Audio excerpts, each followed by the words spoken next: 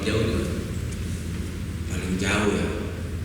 Paling jauh saya itu berkarir di dunia tinju profesional itu memang mungkin lebih banyak main keluar. Afrika. Pernah? Pernah Afrika. Di mana? Di Afrika, Johannesburg. Johannesburg, Afrika Selatan berarti ya. Sana. Terus di Rusia, di Moskow. Moskow masih 7 jam lagi perjalanan pesawat lagi. Rusia, Cina, Jepang,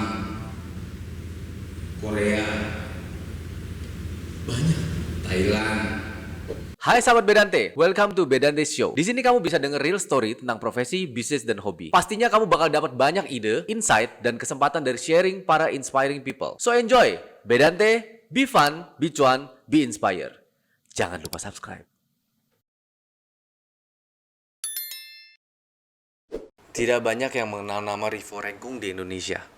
Namun Rivo yang dijuluki El Matador ini adalah seorang juara dunia tinju versi WPBF Internasional 3 kali berturut-turut 2014, 2015, dan 2016. Beliau sudah bertanding hampir di seluruh benua di dunia dan dieluk-elukan sebagai selebriti dimanapun Rivo bertanding.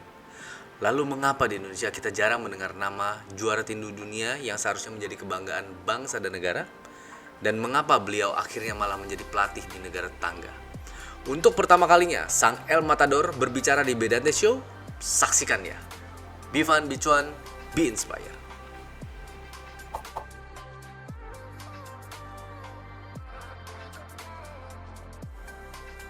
Oke, sahabat Bedante, masih di Solo, di sebuah gym di tengah kota, Body and Mind Gym di Jalan RM Said. Ini gym keren banget karena mensupport atlet-atlet bela diri di seluruh kota Solo dan di support areanya.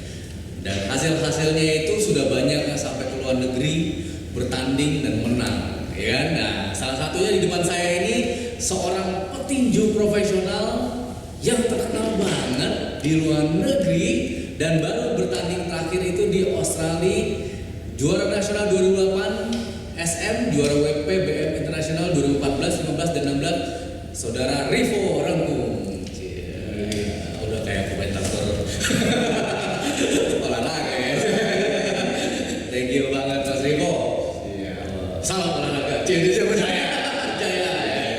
Ditanya salam olahraga. Jaya. Impian saya Mas dulu pengen jadi petinju gitu kan, bela diri handal, dan ini sekarang berhadapan langsung. Sehat Mas. Sehat ya Mas. Nanti tanggal berapa bertanding lagi di Australia? Rencana mudah-mudahan tidak ada perubahan. Tanggal 30 September 30 September 2022 ya. Masih tanding lagi di mana kota mana? Di Sydney. Di Sydney. Itu pertandingan apa ya? Itu non gelar. Berarti udah sekarang emang udah nggak mengarah ke kejar-kejaran gelar atau gimana? Ya kalau dari segi usia bisa dibilang ya, karena dengan usia seperti ini kita yang tua ini kan ya nyadar diri lah ya kan. Ya, mungkin kita mau terlalu ambisi. Kalau masalah kita dalam pertandingan itu kita menang, mungkin itu salah satu bonus. Bonus untuk kita. Yang penting perform kita nanti main bagus. Ya kita harus tahu di profesional kan yang dituntut itu adalah perform. Pasti Kalau jelek, ya berarti harga jual kita turun. Ya. Sudah berapa tahun nanti setelah Saya dari untuk profesional itu dari 99 dari 99 sampai sekarang masih 99 ya, mulai langsung profesional. Amatir dulu dong awalnya. Iya sempat amatir. Tapi hitungannya profesional itu dari akhir 99 profesional. Pertama kali tanding di Papua Barat Nabire. menang. Yang menang. Awal yang baik. Nah, ini nama panggungnya El Matador. Itu kenapa El Matador? El Matador itu setelah tahun berapa ya? Itu ada salah satu apa ya? Bisa dibilang pengurus, tapi dia itu lingkup untuk Asia Tenggara kalau nggak salah itu namanya Jeffrey Pamungkas itu. Nah itu saya juga nggak tahu awalnya itu kok nama saya itu ada julukan namanya itu El Matador. Karena waktu itu yang membuat bokrek, kalau kita tinju profesional itu kan harus ada bokrek di Google. Oke. Nah itu setelah saya lihat bokrek saya kok Rivo aliasnya El Matador. Wah ini yang kasih nama siapa?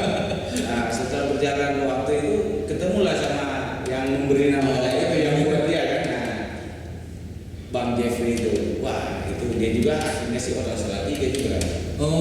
Cuma domisilinya di Jakarta. Oke. Wah ini cocok kan katanya nama buat kamu kan. Wah ternyata abang yang namanya saya. Tapi gara-gara signature move atau apa enggak? Ya kalau menurut dia katanya memang cocok karena saya mainkan fighter. Oke. Fighter. Jadi dengan julukan El Matador itu cocok untuk kamu katanya. Oh. Sampai sekarang. Sampai sekarang. Tapi Mas Rivo sendiri punya nggak gerakan-gerakan yang spesifik yang khusus gitu? Kalau untuk gerakan-gerakan yang khusus sih ya mungkin menurut saya semua petinju sama kita. Tapi ya memang setiap petinju punya kelebihan dan kekurangan masing-masing. Mungkin kalau saya sih nggak bisa menilai diri saya sendiri. Mungkin kalau saya nilai saya bilang saya baik, mungkin baiknya itu untuk orang lain kan nggak baik. Jadi saya nggak bisa. Oke. Tapi memang nggak ada yang disengaja ya, kayak misalnya si Muhammad Ali kan ada yang diputar. Ya, gitu kan ya. Itu nggak ciri khasnya. yang ciri khasnya ya. Kalau saya sih nggak ada ciri khas. Kalau menang nggak lompat-lompat kayak pemain bola gitu. Ya, yang paling mungkin apa ya bisa dibilang terlalu senang atau terlalu kekirangan itu ya palingnya kalau kita tinju naik sampai di tali itu. Sampai tali. Ya, cuma naik di tali kasih Ya, salam buat penonton. Kalau untuk satu-satu lah itu bukan saya. Nanti dikirain nyontoin lagi sama si siapa Nasim Muhammad. Waduh, ngeri. Nah, udah berapa kali pertandingan total? Kalau total keseluruhannya itu 76. Total secara profesional ya, setelah Ya, jadi profesional. ya. Itu pun ada yang belum ada yang nggak dimasukin. Oh, Ya zaman awal-awal itu banyak pertandingan yang kita lakuin, tapi kita itu nggak dimasukin ke bokrek karena bokrek itu kan selama setelah saya udah bertinju udah beberapa tahun ke depan itu belum ada bokreknya. Nah setelah udah ada bokrek baru dimasukin. sebenarnya kan kita kirim datanya, masukin data, tapi ya itu data-data yang lain ini yang nggak masuk gitu. Jadi ya mungkin kalau bisa dibilang udah lebih dari Ya, iya itu belum tambah latihan. kalau untuk rekornya kemenangannya itu ya lebih banyak menangnya lah. Kalau mau bilang saya nggak pernah kalah kayak yang juara-juara dunia yang lain, wah terlalu istimewa mereka itu. Kalau saya bisa dibilang 50-50 juga bisa. Tapi apakah ini pertanyaan yang unik ya? Maksudnya ini saya dari segi ketidaktahuan saya aja. Apakah boxer itu dibilang nggak pernah kalah itu bisa diakal-akalin sih? Kalau bokrek itu bisa. Kita nggak laporin saat kita kalah gitu. Bisa. Itu pun zaman dulu, zaman awal-awalnya ada bokrek itu bisa disetting. Oh, Bisa disetting. Jadi sebenarnya itu cuma salah satu. Kalau kita di Indonesia amatir itu harus ada buku rekor ya. Nah, buku hitam namanya. Nah, kalau kita di tinju profesional kita udah nggak ada buku. Adanya bokrek. Itu yang ngupdate sih. Yang update setiap negara punya perwakilan. Nah, seperti yang tadi saya bilang, yang perwakilan Indonesia si Bang Jeffrey Pamungkas ini yang memberi nama saya Matador itu. Nah, dia salah satu waktu itu yang masukin yang datanya. utusan dari Indonesia. Utusan dari Indonesia. Dari bokrek ini. 70 lebih ya, berarti taruhlah kita 80 something lah ya. Iya. Pernah sampai mana aja tuh? Paling jauh di mana? Paling jauh ya. Paling jauh saya itu berkarir di dunia tinju profesional itu memang mungkin lebih banyak main keluar. Di luar? Jadi ya di luar. Luar Indonesia ya maksudnya? Iya, di luar negeri. Luar negeri? Di luar negeri. Oh malah jauh-jauh deh ya? Jauh-jauh. Di mana tuh? Di mana aja? Itu yang paling jauh dulu ya, yang ya, jauhnya juga sih nggak tahu saya jauh jaraknya. Kalau Afrika Pernah? pernah Di mana? Di Afrika, Johannesburg. Johannesburg, Afrika Selatan berarti ya. Ya, sana. Terus di Rusia, di Moskow. Moskow masih 7 jam lagi perjalanan semua lagi. Rusia, Cina, Jepang, Korea, Banyak. Thailand, Laos, Singapura, Malaysia, Australia, Timur Leste, Australia udah semua. udah semua. Timur Leste. Timur Leste saya sempat jadi pelatih di sana, timnas. Oh, setelah berpisah dari Indonesia.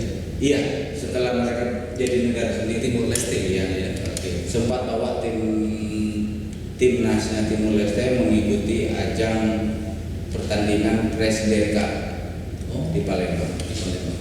Menang. Ya, untuk menangnya itu ya waktu itu memang Timur Leste memang agak terpuruk lah masalah prestasi ya. Baru negara baru yang baru nongol, tapi mereka udah dapat jatah untuk mengikuti, itu kan salah satu ya sangat luar biasa lah. Kok bisa dapat kepercayaan untuk ngajar di Timur Leste nggak di Indonesia?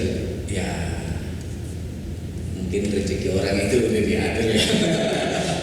Kebetulan di sana itu saya pernah bertanding dengan atlet Timur Leste di Surabaya, saya menang KO.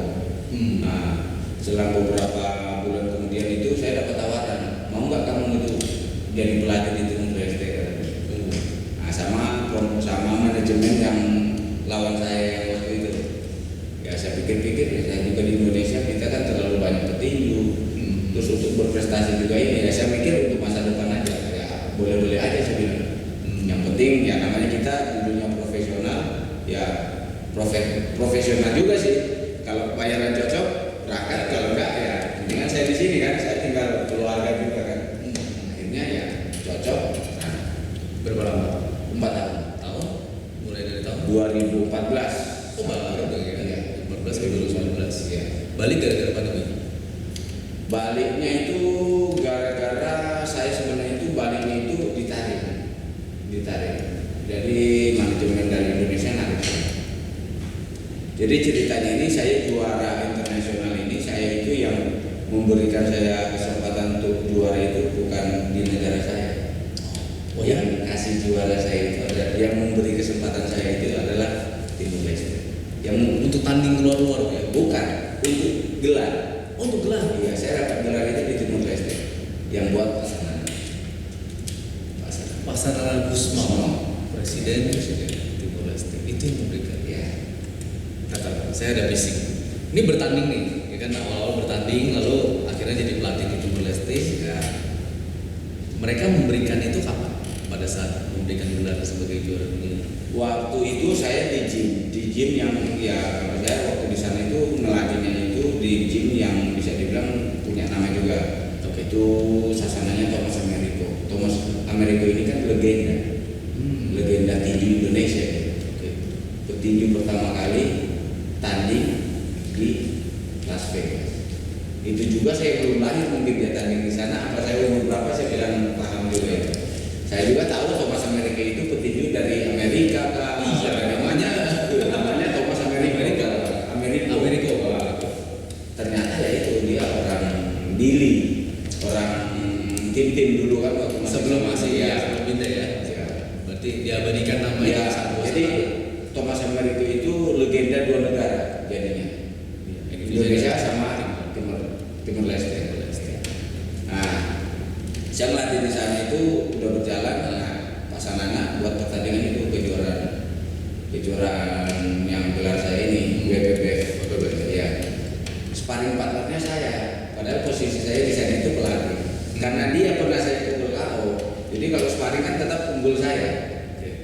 Nah, satu waktu pas sparring Pak Sanana nonton. Loh ini bagus. Ada aja. Kamu mau nggak ikut? Maksudnya tanding. Ya, saya bilang, kalau kejuaraan mau saya bilang. Oh boleh, tapi karena kita satu kelas, saya disuruh memilih.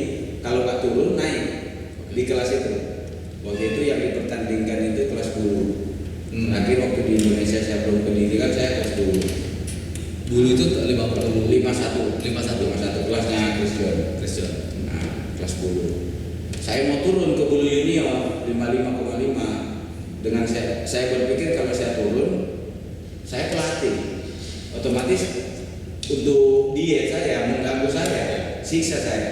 Jadi saya naik di atas kelas 10 itu kelas dengan junior 58,9. Oh. Ya persiapan pas main Menang. Pas anak juga happy banget. itu padahal yang saya lawan itu petinju yang berpotensi yang dari Filipina. Oh, Yang dari Filipina. dari film. Yang Filipina saya ketemu dia 12 ronde luas. Menang angka mutlak saya. Nah, kamu mutlak. Berarti kalau pada saat setelah itu baru karirnya terbuka untuk di luar negeri. Enggak. Oh. Saya ke luar negeri itu udah dari tahun 2000. Sudah keliling. Udah. Di Pertama Indonesia kali ya, Sih, ya. Apa sih? Menyandang predikat dari Indonesia berarti kan? saya itu karir berjalan di Manado. Kan saya awalnya dari awal karirnya itu kan dari Manado. Oke. Manado ke Surabaya, Piri, Sasana Piri Boxing Camp. Nah, Habis itu saya ke Jakarta ke Sasana Bina Taruna punya yang punya itu Dirjen Bea Cukainya waktu itu. Habis dari sana saya ke Bang Buana, oke. sasananya Christian dulu. Nah, setelah itu saya ke Bang Rekso, sasana yang dari Kendal. Terakhir saya di Salatiga. Terakhir. Sekarang punya sendiri? Sekarang lagi merintis. Lagi merintis. Doakan biar cepat ya. Namanya juga nggak jauh-jauh sasananya. El Matador. El Matador. El Matador Boxing Camp. Jadi namanya udah melekat banget. Iya, soalnya nama itu di luar itu udah bisa dibilang udah terkenal. Tapi oke, kembali lagi dari tadi kita ngomong bahwa di luar sudah terkenal. Kenapa di Indonesia kok enggak ya? Iya.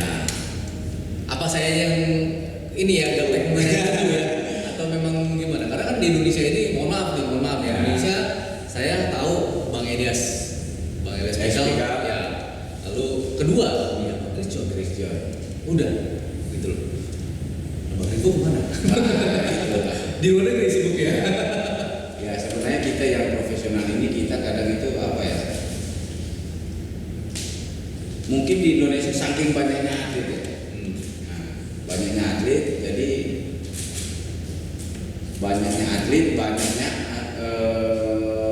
apa namanya komisi-komisi tinjunya. Jadi itu orang itu tidak sempat terkenal. Sekarang di Indonesia komisi tinjunya itu ada berapa? 5 apa berapa itu? Saya aja kan. Semakin banyak komisi, semakin atlet ini tidak terkenal. Karena di dalam situ aja udah banyak gitu ya. Iya, dari 5 komisi. Dia di sini ada juaranya. Yang sini ada juaranya. Nah, yang juara di 5 komisi ini itu yang petinju senior aja kadang kita nggak tahu dia siapa.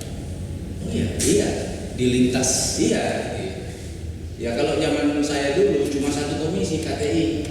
Komisi Tinju Indonesia. Iya. Terus saya sekolah juga saya tahu cuma satu. Cuma iya kan KTI. itu. Nah, Nah, sekarang banyak. zaman dulu KTI kita mau masuk ke 10 besar itu susahnya minta ampun. Sekarang udah ada 5 di sini. Tiba-tiba kalau saya lihat di bopek saya kok peringkat 1 dari 3 komisi. Padahal saya itu kan nggak tahu itu benar apa gimana. Apa mungkin karena kita senior apa gimana kan ya kita nggak tahu juga. Nah, tapi memang kalau itu memang ada perubahannya itu ada 3 bulan sekali itu biasanya ada. Nah, tiba-tiba kok hilang. Oh berarti ada yang naik. Nah, misalnya kalau di kelas saya seperti itu rollingannya. Biasanya berapa peringkat yang ditampilkan? 10. Oh 10. Lewat dari 10 hilang. Iya, hilang. Maksudnya ya udah nggak tercatat dia itu. Jadi yang diupdate terus itu yang 10 besar. 10 besar. Tapi menurut saya kalau semakin banyak komisi itu semakin kualitas tinjunya itu semakin nggak bagus. Kalau kita cuma 1 kita kan berlomba-lomba masuk ke 1 ini. Iya. Terus persaingan juga memang ketat.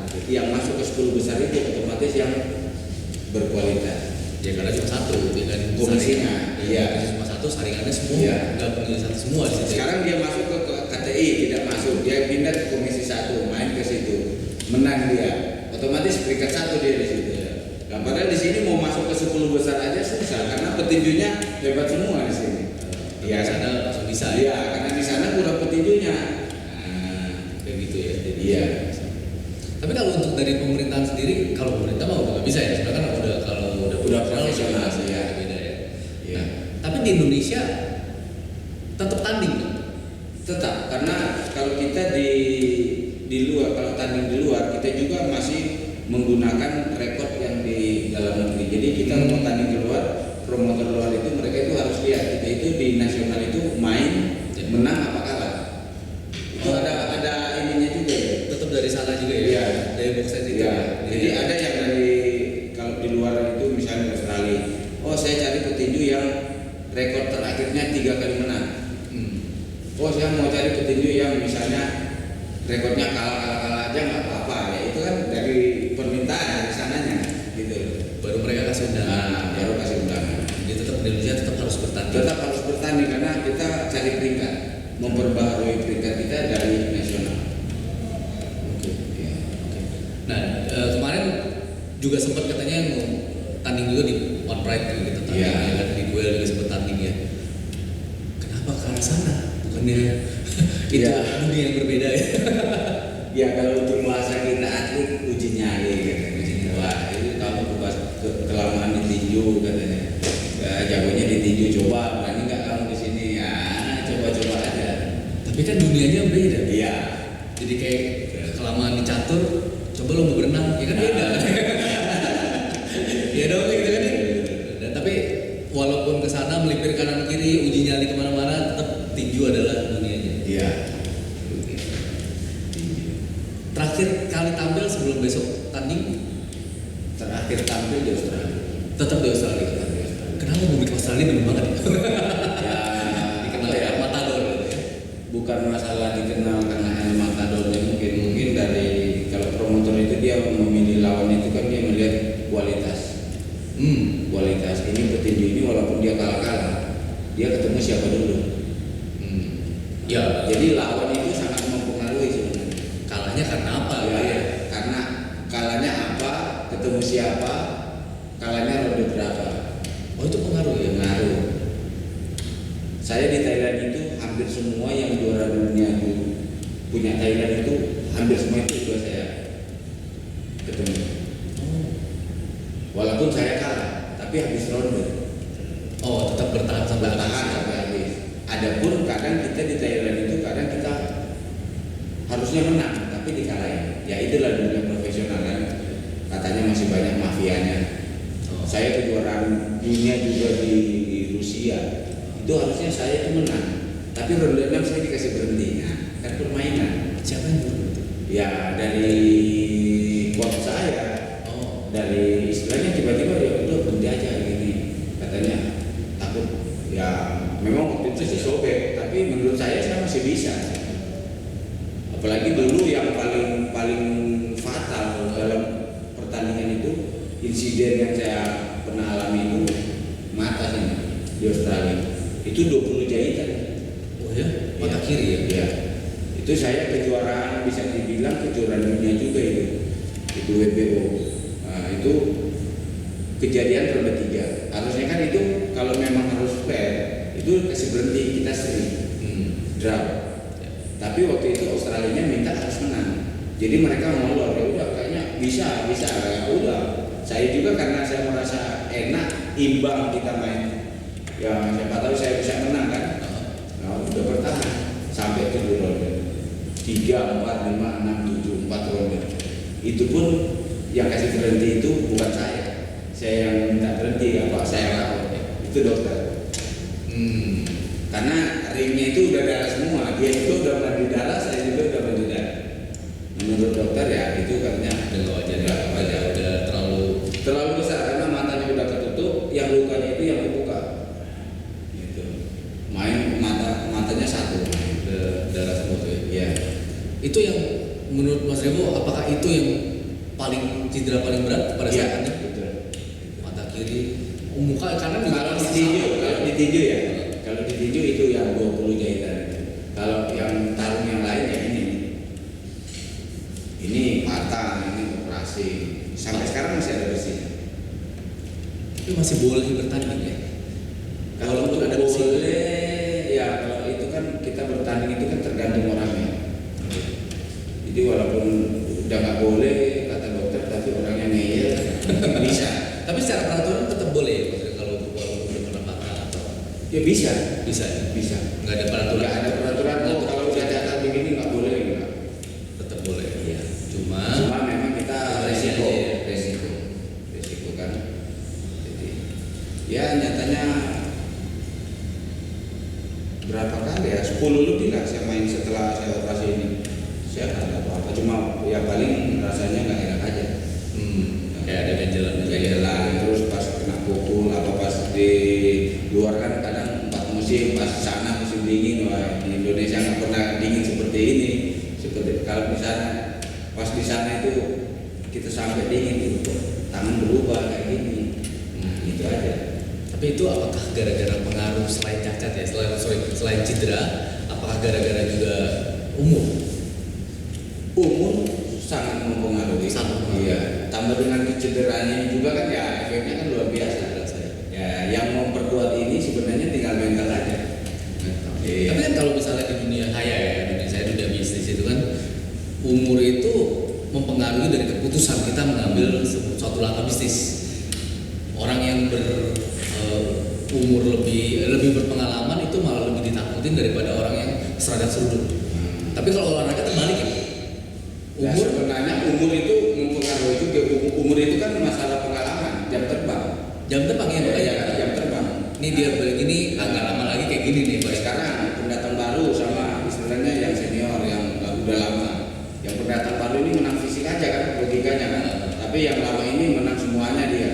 Nah, tapi memang setelah tanding hasilnya itu tetap ada bedanya. Ada bedanya. Kelihatan banget. Wah yang menang yang muda ini lincah apa semua ada. Wah ini yang tua ini hanya mengandalkan pengalaman. Kan begitu ceritanya. Oke, kalau menurut Mas Rivo berarti dari misalnya ketemu orang nih ya, ketemu orang satu dia cepat, lalu satu lagi dia kuat, pukulannya kuat, ketiga stamina, kuat banget staminanya, sama keempat mentalnya kuat. Yang paling takutin yang mana? Kalau Mas Rivo ketemu 4 lawan, salah satunya bisa ketemu lawan yang cepat banget gerakannya, atau yang pukulannya kenceng, stamina yang kuat, atau mentalnya kuat.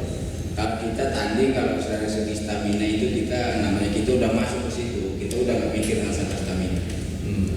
Masalah kekuatan sama-sama kita punya kekuatan masing-masing. Masalah speed mungkin sama juga. Jadi ya sebenarnya tinggal kesiapan aja. Mental. Kalau kita namanya udah profesional mau lawan siapa aja di depan dimakan itu aja. Kalau kita udah mau mikir-mikir lagi itu udah mentalnya itu udah goyang gitu. Tapi pernah ngalamin ketemu musuh yang ditonjok nggak gerak? Iya. Itu berasa gitu. Thailand itu kan orangnya kan wah, belum ranking aja udah dimasas mereka. Saya sempat itu. Saya tanya sama pelatih saya, lawan saya yang mana? Itu loh, yang lagi dimasas katanya. Saya bilang, ototnya kayak gitu. Terus saya mau pukul di mana katanya? Ya sudah nanti kamu cari aja. Wah itu kan gila kan pelatih kayak gitu kan. Wah bisa bilang, waduh coach pukul di mana ototnya segitu? Ya itu karena memang Thailand itu kan zaman sampai sekarang sih terkenal kan kuat. Badannya Latihan otot mereka. sampai keren banget ya. Dan itu dipukulin tuh juga masih oke-oke aja. Tapi ya namanya manusia, nggak ada manusia yang kuat. Tetap aja ada kelemahannya ya. Ada kelemahan. Nah biasanya petinju itu paling takut ditonjok di bagian mana? Muka apa di badan? Kalau saya lebih cenderung yang saya jaga itu kepala. Karena apa? Kepala itu nggak bisa dilatih. Oke. Nggak ada kesalahan yang kuat. Lahirnya begitu ya? Lahirnya begitu. Nggak ada kan program untuk kuatin kepala kan nggak ada kan? Nggak ada. Jadi ya yang saya utamakan yang saya harus jaga itu kepala. Karena kepala itu bisa dibilang pusatnya saraf. Ya. Mau dari samping depan itu. Ya. Kalau perut kita setiap hari bikin otot perut. Kalau kita yakin dengan perut kita, ngapain kita mau tutup? Petinju cewek aja kalau main aja perutnya aja diopral, ya kan? Yang ditutup kepala, ya kan? Tapi rusuk juga nggak pengaruh. Rusuk sampai sekarang ini kan jarang kan kita dengar petinju dipukul rusuknya badan Di film. jadi di film. makanya saya pengen meluruskan gitu, pengen tahu gitu, karena di film-film itu semuanya kayaknya gampang banget untuk matain rusuk orang gitu. Nah, itu mungkin rekayasa. Nggak seperti itu ya aslinya ya, Tidak tetap seperti itu. kepala ya lebih bahaya ya. Kalau buat saya apa? Karena setahu saya ya saya udah bisa dibilang lama di dunia tinju, belum pernah saya mendengar itu kita bertanding rusuk patah. Kalau rahang patah sering, Ya soalnya rahang tangannya ya dislocate. ya sering. Tapi kalau rusuk patah itu enggak. Kalau saya pernah rusuk, bukan patah, kena uppercut, dia naik kecepit. Oh, 3 bulan ini. Saya pikir ya udah selesai karir saya. Nah, setelah coba-coba dipijit atau gimana dibalik. Oh, balik udah beda. Wah, pas balik udah lompat-lompat. Padahal pas waktu kejadian itu mau jalan aja nggak bisa. oh, Itu bisa yang tulang paling bawah rusuk kan ini ada deret gini, ada yang paling kecil bawah dia naik. naik. Oh, bisa ya kalau bisa ya. Dia malah yang paling kecil mungkin masih apa ya, rawan ya. Rawan. Paling gampang. Tapi kalau sampai patah, Patah nggak? Mungkin mah ada ya, cuma nggak. Ya tapi kalau mungkin pun juga seperti itu. Mungkin tadi kita ngobrol mengenai pertandingan di tempat lain yang levelnya kilonya beda banget Beda, gitu ya. ya. Tapi kalau sama benar-benar sama kan ya ketakan lah ya hiburannya. bisa karena tinju kan kenapa harus ditimbang, kenapa harus sama. Kenapa kalaupun under pun dia nggak boleh terlalu banyak undernya. Berapa gram? Boleh dia. Ya kalau under sih masih 1 kilo masih wajar. 1 kilo masih wajar. Gitu. Tapi kalau udah turun sampai ke 1 kelas, dia turun ke bawah itu udah nggak bisa. Karena dia tinjunya seperti itu. ya kalau dia turun 1 kelas berarti dia adalah di top of the class. Iya. Nah, lawannya gimana gitu? Karena pukulan itu kan mengikuti berat badan. Makanya kita ditimbang. Ya kita di profesional itu timbang sekarang siang main besok malam. Otomatis kan udah balik lagi tenaga itu kan. Ya amatirnya kalau di tinju amatir timbang pagi mainnya sore. Oh, Makanya kalau latihannya itu sebenarnya lebih berat amatir. langsung hari itu juga ya. Iya. Karena timbang langsung main. Jadi kita nggak bisa lagi berat badan naik. Kan kita kan profesional main di kelas 57 misalnya. Ya kita mempersiapkan berbulan-bulan untuk 1 kali naik timbangan. Kalau amatir enggak. Paling enggak kalau di amatir, karena saya pelatih juga kan di amatir itu. Ya atlet ini dia harus siap 5 kali naik timbangan. Iya, soalnya sampai final itu biasanya 5 kali bertanding dia. 5 kali bertanding. 5, 4, 5 kali gitu. Jadi mesti tahan. Iya, sekarang dia main timbang, menang. Besok dia mau main lagi timbang. Nah, itu kalau kita profesional enggak. Langsung Satu kali timbang untuk 1 pertandingan. Nah, kalau untuk segala macam nih, udah pengalaman hidup seperti ini, menurut Mas Riko, kalau misalnya ada teman-teman kita yang nonton nih, sahabat Wedati yang nonton, mau jadi petinju, menurut Mas Riko, worth it apa enggak di Indonesia? Kalau mau jadi petinjunya aja sih ya boleh-boleh aja. Itu salah satu bela diri kan. Tapi kalau untuk mau berprestasi di Indonesia pun kita harus cari manajemen yang bagus. Oh, oke.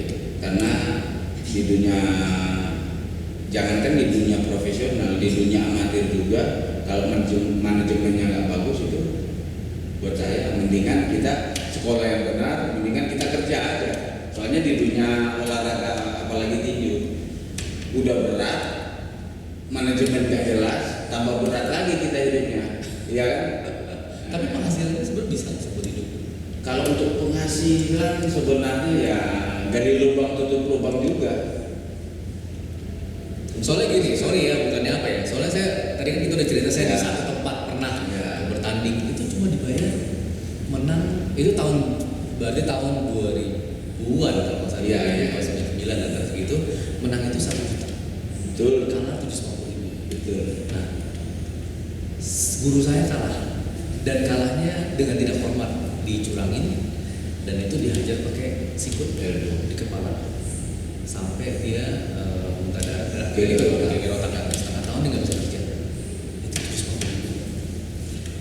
Makanya itu yang membuat kita tuh berpikir apakah ini adalah jalur bisa buat kehidupan kita. Kalau di Amerika kan beda kan, di luar negeri beda kan. Artis-artis apa atlet UFC segala macam itu dikontrak di kontrak biasa terjamin. Tapi di Indonesia masih belum sebelumnya. Ya itu salah satu kenapa saya itu sering maunya bertanding keluar, karena saya udah berpikir ke situ. Oke. Di Indonesia kita dapat apa?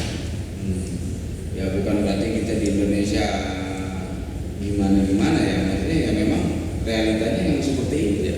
Saya main ke luar negeri kita terhormat di sana. Dianggap seperti ya, kalau di luar negeri kan itu atlet itu hidupnya sederajat dengan artis ya. Kalau kita di Indonesia, ya saya udah seperti Indonesia, mana ada orang tahu saya. Saya di Korea, pertama kali main di Korea, orang ngejar kayak artis aja, saya minta tanda tangan. Di Korea? Iya di Korea. Yang bahasanya aja kita nggak tahu. Iya. Dia masih ngejar saya. Setelah tanding tuh ya? Sebelum tanding mereka udah lihat poster-poster iya. ya? Kalau kita main ke luar negeri, otomatis kita kan siaran langsung di negara situ. Jadi masih jauh-jauh ya, sama lah kalau kita di Indonesia. Oh ada pemain bola yang datang kan iklannya udah kemana-mana ya, sama. Iya. Jadi ya menurut saya ya kita memang kalau mau berprestasi ya kalau bisa manajemennya kita harus bagus. Terus kalau untuk prestasi yang lebih menjanjikan, kalau menurut saya kita harus keluar. Untuk tinju ya? Untuk tinju. Butang sepeda ya? Kalau bulu tangkis ya kita nggak usah ngomongin butang itu. jangan. Malah susah nanti di luar. Kembali kan. Balik ke Indonesia. Kalau tapi bela diri ya lebih baik di luar. Nah, Mas Ibo, ini ada satu pertanyaan yang unik banget nih. Soalnya kita baru melewati sebuah pandemi. Satu kata, pandemi COVID. Apa yang Mas rasakan? Satu kata. Pandemi COVID. Yang saya rasakan apa dampaknya? Rasakan dulu. Yang saya rasakan itu ya susah. Ya dampaknya sama dong. Dampaknya juga sama. Susah ya. Susahnya bukan dibilang kata susah itu saya itu orang susah, bukan kan? Maksudnya susah semua. Kita mau ngapa-ngapain aja nggak bisa. Ini nggak ada pertandingan. Pertandingan nggak ada. Apalagi waktu pas lockdown pertama di Indonesia itu saya ada kontrak 5 di 5 negara. 5 negara. Iya. Langsung Selesai. Jadi ditunda dengan batas waktu yang tidak ditentukan. Nah, gimana ya, sudah lupa aja lah. Kita mau keluar aja nggak bisa. Iya kan? Itu nampaknya. Tapi berarti apakah COVID ini, pandemi ini mengajarkan sesuatu? Kalau buat saya mengajarkan ya sabar aja. Sabar, mendekatkan diri sama yang di atas aja. Iya kan, mungkin dulu kita udah Karena sangat sibuk ya. iya saking sibuknya udah mikir yang di atas. Nah, mungkin kan seperti itu. Saatnya kembali. Kembali. Ya, tapi ini udah terbuka semua ya. Mungkin ya mudah-mudahan nggak ada tutup-tutupan lagi. Iya. Ya itu teguran mungkin dari Tuhan mungkin. Ya. Untuk kita umat manusia. Pastinya sih, pastinya berasa banget soalnya ya. Memang semua di stop. Iya. Kayak kita ngeliat TV tiba-tiba di post, Iya. kita nggak tahu Nggak tahu. tombolnya mau nyalainnya gimana gitu. Sempat terpuruk. Ya, tapi udah selamat, semoga berhasil pertandingannya di Australia. Siap. Ya bentar lagi, tinggal 1 bulan lagi ya. Saya ini sebenarnya ada 2 pertandingan tahun ini. Oh, yang tinggal berapa bulan ini ada 2 pertandingan lagi? Iya. Jadi dari saya main di Australia ini tanggal 30 September, November saya main lagi di Timor Leste. Oh, kembali Kejuaraan lagi. kejuaraan lagi. Nah, ini saya mungkin salah satu dengan usia saya seperti ini udah 39 ya. saya dikasih kesempatan lagi dengan presiden yang baru sekarang ini. Oh, oke. Oh, ini udah next generation Ya, masih kasih kesempatan ya, karena bisa dibilang saya kalau di Timur Leste itu terkenal. Karena saya bisa dibilang Christiannya Timur Leste. Timur Leste. Iya, mereka yang ngomong. Jadi, Oh, oke. jadi kalau saya ke Timur Leste, saya dari bandara mau ke rumah saya, rumah yang saya tinggal di sana, itu naik taksi aja udah tahu dia. Oh, di mana itu pasti udah tahu. Orang itu udah lebih terkenal di sana saya itu daripada di Indonesia. Ya, tapi nanti bahkan berkembang lagi. Ya. Rocky aja tahun umur 50-an. Film terakhir. Tapi mungkin gak sih sebenarnya umur segitu masih tanding? Bisa. Ada teman saya ya, karena teman kita di dunia profesional juga itu, dia itu bisa dibilang masuk muri. Oh, Dengan usia yang tertua, umur 52 kalau. 52. Nah, masuk muri juga. Ya kalau saya sih nggak berharap seperti itulah, karena kita cuma masalah ego aja. Wah, ego tapi kita nggak mikir diri kita, malah kebablasan. Yang penting sehat. Sekarang yang penting sehat, kita masih bisa berkreasi di dunia olahraga, ya kan. Apalagi saya sekarang kan lebih cenderung ke pelatihan.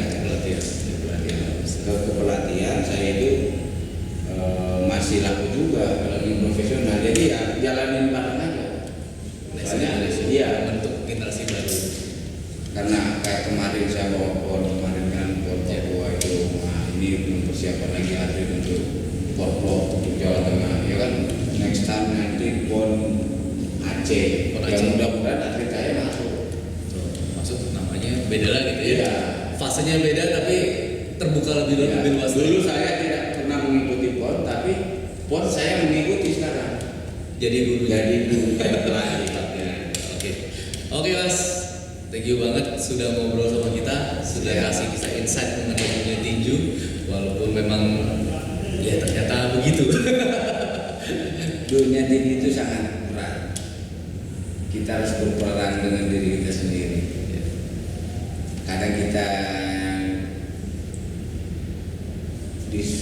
disenangi sama orang, kadang kita malah di omel-omel yang gak jelas. Jadi ya kita harus siap aja, harus siap. Yang penting kalau saya sih, tujuan saya ya intinya kita berbuat yang terbaik. Saya tidak merugikan orang, dan orang itu juga ya jangan sampai merugikan saya, gitu aja. Sama-sama berjalan. Dan orang-orang bisa happy ya, Iya. pas Rivo tanding lagi ya. Tapi memang benar, kalau saya di Indonesia memang mungkin tidak terkenal. Nah, mudah-mudahan nanti habis dari kita ngomongin ya. Wah, di Medan Show ya banyak fans yang datang terus. Siap. Tawaran-tawaran endorse. Jangan lupa nanti kalau lagi tanding shoot masuk TikTok. Iya. Oke, ya.